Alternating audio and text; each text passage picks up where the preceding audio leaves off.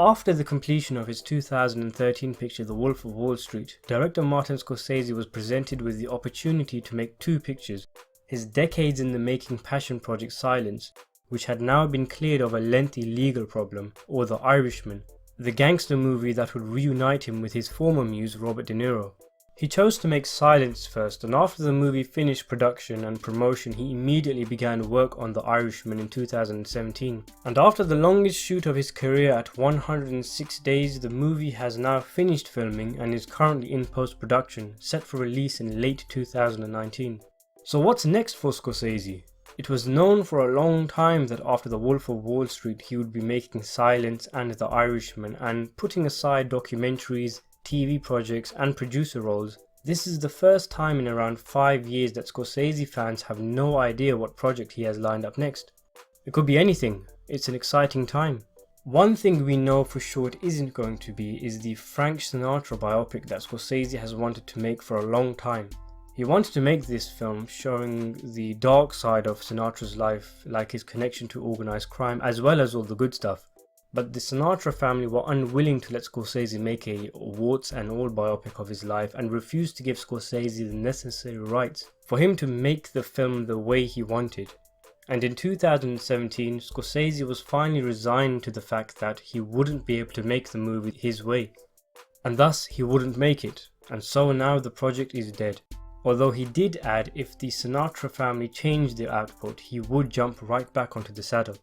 So what else is there then? Marty usually has a heap of projects on his plate, and it's difficult to know which ones are legitimate and which ones are simply, for example, an actor trying to attempt to draw publicity to his project, which seems to be the case with Jamie Foxx's Mike Tyson project, which he claimed Scorsese has signed on to make. The director himself has said nothing of the project, and if it is true that this is his next film, then it would really be an odd choice, and in my personal opinion, a waste of the director's talent, especially given his advanced age. After all, he hates boxing and has already made Raging Bull in 1980. Other projects Scorsese has been linked with over the past couple of years has been a film called Furious Love, focusing on the torrid relationship between acting legends Richard Burton and Elizabeth Taylor. The Caesars, an adaptation of the life of the rulers of ancient Rome, which apparently is heading to TV as a series. The Long Play, a movie centered on friends who make their way through the music business, which seems to have been resculptured into the 2016 TV show Vinyl. Cortez, a movie about a Spanish conquistador taking on the Aztec Empire during the 15th century. A Leonard Bernstein biopic, a Ramones biopic, a George Washington biopic, and a Theodore Roosevelt biopic. Some of these projects seem long dead, others might be in the pipeline, but not seemingly before two projects which Scorsese will develop with his good friend and colleague Leonardo DiCaprio. The first is an adaptation of Eric Larson's novel The Devil in the White City, which follows the construction of the first World Fair in Chicago and the serial killer H.H. Holmes, who used the fair to allegedly lure around 200 women into his mansion for torture and murder. DiCaprio bought the rights to the book back in 2010 and is set to play H.H. Holmes, with Scorsese having signed on to direct the adaptation. And this project is serious, shown by Scorsese's comments a few years ago when filming Silence to Toronto Sun.